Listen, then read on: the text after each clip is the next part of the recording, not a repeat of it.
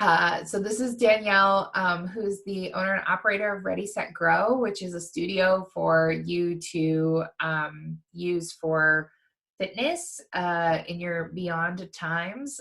She has a lot of classes that involve kids in them as well, and she's just wonderful with kids. So I'm going to go ahead and invite her to come and join us. Hey, how are you? Good. This is so great. I've had you on all day. I at one point I was like, oh, I hope my camera's not on because I was like walking around like my house. And I was going to go into the studio, but I decided not to. And so if you hear a little girl singing Frozen downstairs or children fighting, that they're my kids. I'm in my little makeshift attic upstairs. Cool. Well, Okay. We will hide and let you do your whole thing. Oh, you're gonna hide? Okay. Yeah. I'll hide myself. I don't like staring at my cell phone. Cool. So I'm here to talk about Ready, Set, Grow. Ready, Set, Grow is a movement, art, education, and wellness studio in Northeast Portland. We also have a satellite location in downtown Vancouver. We offer movement education. Things are popping up on my computer. Go away. In the form of yoga, dance, Pilates-based classes. We have classes for pregnant people, postpartum people, parents, and kids. We also offer support groups and host all kinds of educational workshops from childbirth education, breastfeeding, newborn care, baby sign language. A lot of people that are involved today, a lot of educators and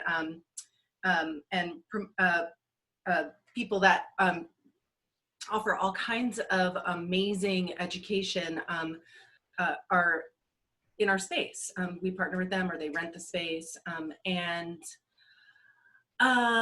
We also offer classes, I think Sarah mentioned this, for children with neurological differences like social skills and sensory yoga. It's really important to me and everyone that teaches there that we recognize and honor that all families are different, that representation matters. We strive to create not only a physical space in our studio with the art that we hang and the images we display and the language that we use, but also in the way we hold emotional space for parents and families, that everyone is welcome no matter what your family looks like. So I use the term movement education a lot instead of just saying I'm a yoga studio or dance studio. And the reason I like to refer to it in that way, we do offer classes that are strength building or stress and pain relieving, but we really like to focus on the education piece. I talk a lot about increasing your body intelligence. I'm always urging my students to play detective while practicing their exercises and movement sequences that we're doing in class, because my goal is to help students not only feel better in their bodies, but like to walk away with more awareness about how they move throughout their day. I have a little postpartum checklist that I give people to use in any other class they may take, or if they're, going on a hike and wearing their baby, if they're pulling their car seat out of their car, if they're, multitasking, holding baby, picking up the groceries, doing all the things. If they're a little more aware of some of their habitual movement patterns, if they're a little more aware about how they engage their core, if they're just a little more knowledgeable, and I try to use a lot of reminders that are kind of like fun and stick in your head, so they're not, it's not like send your scapulus down your back, engage your iliopsoas. Like I want people to I want it to be accessible. So we talk about stuff like that a lot. And we try to make it fun. We try to make it fun and educational. So we have a lot of kind of unique offerings at the studio. We don't only offer yoga and core-based classes. We have classes like baby wearing ballet, which is very beginner, and it's very much through the lens of a postpartum body. So we talk a lot about pelvic floor and core engagement. We have a class called Core Baby Bounce, which I created and I think is really fun, where you exercise on a physio ball while wearing baby, or not. You don't have to wear baby. And I play a lot of 90s hip hop, and we just have fun with it. We have a prenatal stretch and flow class, which has some fundamentals of dance, elements of dance. We're not doing leaps and turns, but it's just a little more different and unique. And with that being said, our teachers come from many, many backgrounds that they have education in all different areas outside of just, maybe the physical class that they teach. So if they're teaching yoga or Pilates or dance, many of them also are postpartum doulas or birth doulas or occupational therapists or childbirth educators. I taught throughout my career various forms of somatic education. I taught like yoga and dance, professional level and beginner. I did water aerobics. I did art and dance programs for children. I used to say, like, I teach students from 2 to 82.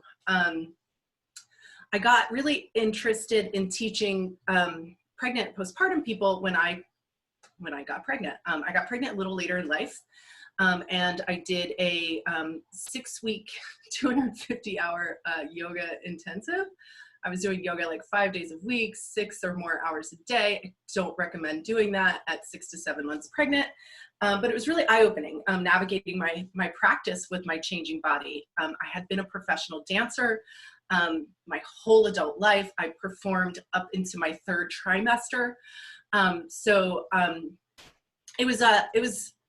It was a really interesting experience. However, when I hit postpartum, I was gobsmacked by how I felt. Like I said, I'd been performing into my 3rd trimester. I was in great shape, and I felt so incredibly weak. My body felt completely alien to me. I remember thinking, here I have a lifetime of somatic education, and I feel this way. I can't imagine how it must feel for people who don't have that background. So I got really inspired. I drank the birth support worker Kool-Aid, and I dove into my education. I trained as a postpartum doula, childbirth and breastfeeding educator through Birth Arts International. Somewhere in there, I did a prenatal and postpartum yoga teacher training. And then I went back and did another advanced training, as well as yoga born, yoga for labor and delivery through Prana Kriya. I also remember struggling emotionally as a new mom. I had always wanted to be a mother, but as I navigated hormones, physical healing, processing my birth experience, I felt really overwhelmed. I felt overwhelmed by the expectations, the perceived and real judgments placed upon me as a new mom. I missed my former identity as a dancer and an artist, which felt totally unattainable to me. And I say often in my postpartum classes, it's okay, and I'd say necessary, to mourn your former pre-parent's identity. And you also don't have to love being a parent 100% of the time, or even 50% of the time. All feelings are valid surrounding being a new parent. But with the right amount of support and community, you'll find your way, and you'll start to blend the new identity with elements of the old one, and so we try to do that. So we offer classes for pregnancy and postpartum, as I mentioned, but I'm in the beyond category, so I want to talk about that. A lot of times, once your baby starts crawling or is otherwise mobile, you're kind of kicked out of everything, right? So it's like, all of a sudden, everything is either for your baby, toddler, or preschooler, or it's for you, but babies aren't allowed. And we offer classes for parents to do with their kids, but for them. We also offer children's classes, but we offer a lot of classes that are for parents that they can engage with their children while they're getting a workout and having fun and practicing self-care. Practicing, so it's important for parents to practice self-care, obviously, because you can't pour from an empty cup. But modeling self-care is also really beneficial to children. It teaches them to love and take care of themselves.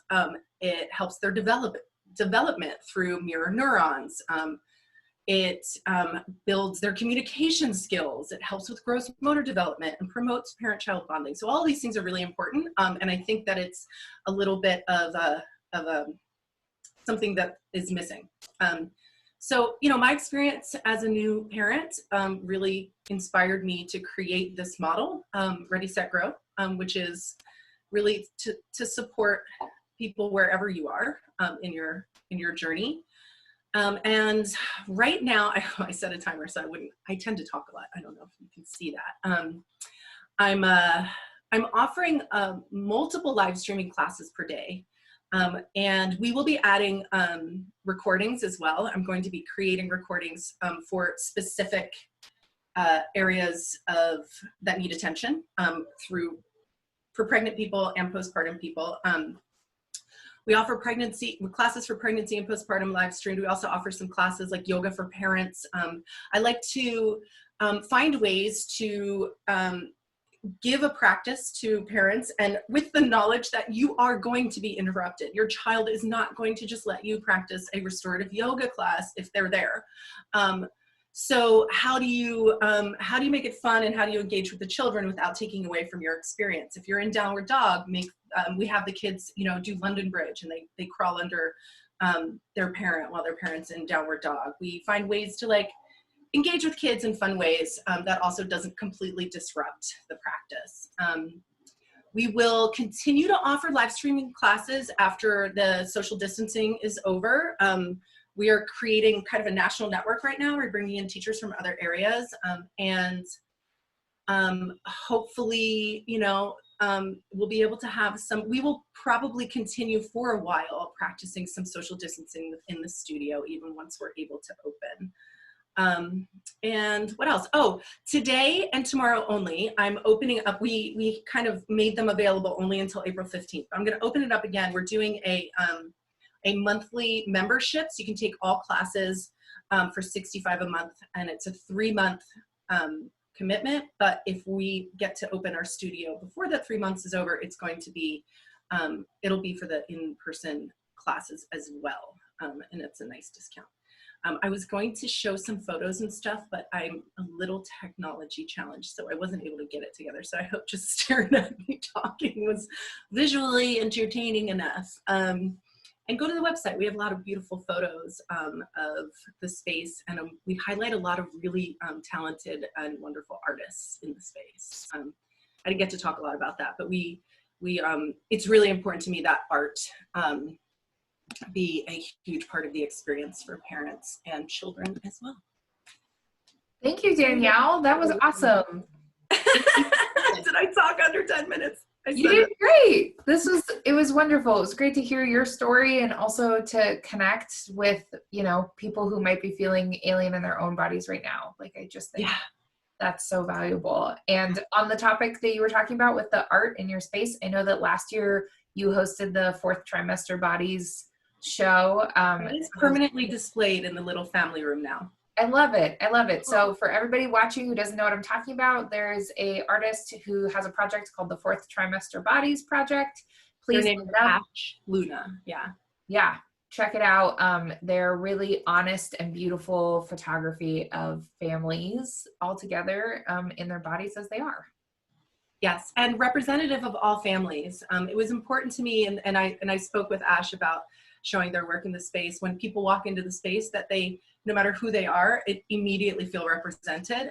And Ash's work is it's very good at doing that. So yeah, totally. Well, thank you for all you do for so our community and for this event. Y'all killed it moving this to virtual. This was great. Thank you. Well done. I'm so glad. Well, we'll see you in a bit. Thank you. Awesome. Thanks. All right, here is Danielle and Ready, Set, Grow's info for y'all. That was awesome. I definitely found myself I'm not postpartum. I haven't had a baby, but I just found myself nodding along. I think body experience can be really universal when it comes to feeling like you don't know what you're doing, Yeah, well, and you have also witnessed, I think, a lot of people experiencing those things. Yeah. Yeah. That was great.